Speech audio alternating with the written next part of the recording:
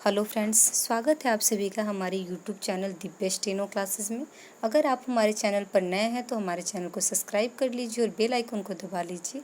आज का dictation 100 word पर मिनट पर प्रतिलेखन संख्या 86 उच्च गति अभ्यास खंड 2 का होगा।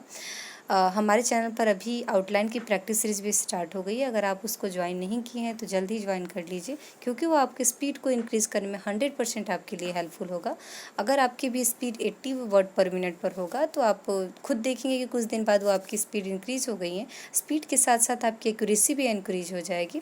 तो चलिए हम स्टार्ट करते हैं अपना आज का डिक्टेशन। और हाँ, इसका आउटलाइन भी आपको कुछ दिन बाद हमारे चैनल पर प्रोवाइड हो जाएगा, इसलिए आप हमारे चैनल का हर एक वीडियो को अच्छे से देखा करिए, क्योंकि डिक्टेशन हो या फिर उसका आउटलाइन से रिलेटेड कोई भी वीडियो सब प्रोवाइड कराया जाता है और एक एग्ज़ाम के पर्पज़ से ही कराया जाता है। क्योंकि हमारे यहाँ जो बच्चे तैयारी कर रहे हैं उनको जो हम डिक्टेशन कराते हैं वही ऑनलाइन पर भी हम कराते हैं, और जो उनको आउटलाइन हम देते हैं वही आउटलाइन भी देते हैं, क्योंकि हम एक एग्ज़ाम ओरिएंटेड आपको हर चीज़ देते हैं, चाहे वो आउटलाइन हो या फिर डिक्टेशन, सब एग्ज़ाम ओरिएंटेड भी आपके लिए होता है।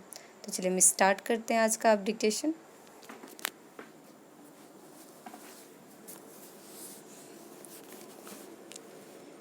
स्टार्ट। उपसभापति महोदय, हम गांधी जी की सारी सीख केवल एक ही चीज़ में सीमित कर देते हैं और जो दूसरे विषय हैं उनसे अपना मतभेद स्पष्ट रूप से प्रकट किया करते हैं। उनके जीवन काल में उनका जीवन किस प्रकार का था उस ओर हमारा ध्यान नहीं जाता, इसलिए मैं तो यही चाहता हूँ कि जो मौलिक चीज़ें हैं उनको यदि हम ठीक रूप से समझ जाएंगे तो हमारे लिए उन समस्याओं को हल करने का मार्ग भी शायद ठीक रूप से निकल सके। दुर्भाग्य से जब गांधी जी के लिए ऐसा समय आया कि जब वह अपनी आवाज़ केवल इसी देश में ही नहीं बल्कि संसार के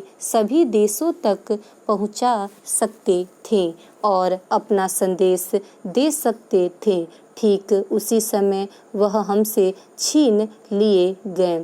परंतु उन्होंने लिखकर, कहकर और उससे भी अधिक अपने जीवन में बरत कर जो कुछ दिखला दिया है वह हमारी सभी समस्याओं को हल करने के लिए काफ़ी है, यदि हम ठीक रूप से समझें और काम करें। सभी युद्धों में जो बड़ी क्षति देश विदेश और सब लोगों को पहुंचा करती है वह यही है कि लोगों में चरित्रहीनता आ जाती है। उनमें कितने प्रकार के दोष आ जाते हैं। उन दोषों से वे लोग भी जो स्वयं युद्ध में न पड़े हों परंतु किसी न किसी रूप से उनका उससे कोई संबंध हो अपने को नहीं बचा सकते। विगत महायुद्ध का बहुत बुरा प्रभाव सभी देशों पर पड़ा है। संसार भर के लोग इस बात को मानते हैं कि आज हमारा नैतिक स्तर पहले की अपेक्षा निम्न कोटि का हो गया है और उससे हम इस देश में भी नहीं बचे हैं। मैं यह नहीं कहता कि वह केवल युद्ध का परिणाम है, हमारी अपनी कमजोरियां भी हैं तथा अन्य दूसरे बाहरी कारणों का भी प्रभाव पड़ा है। महात्मा गांधी जी ने अपनी तपस्या के बल से हमारा पथ प्रदर्शन किया और हमें बहुत ऊंचे तक उठा दिया था। उनकी तपस्या के बल से ही हम में एक प्रकार की स्फूर्ति, एक नया जीवन, सच चरित्रता और त्याग की शक्ति आ गई थी और उसी के बल पर हम आगे बढ़े।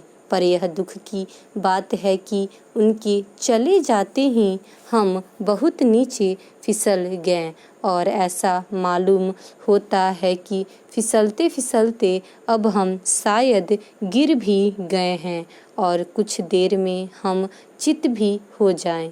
तो कोई आश्चर्य की बात नहीं होगी।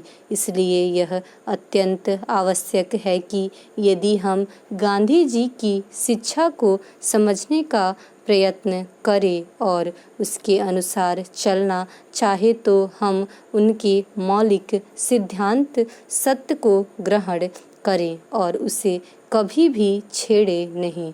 एक इसी चीज़ को लेकर हम में जितने दोष हैं हम उनको दूर कर सकते हैं। हम कमज़ोर तो पहले से ही थे और हम में उतनी शक्ति नहीं आ पाई थी कि हम अधिक भार सह सके, इसलिए उनकी जाते ही हम फिसल पड़े।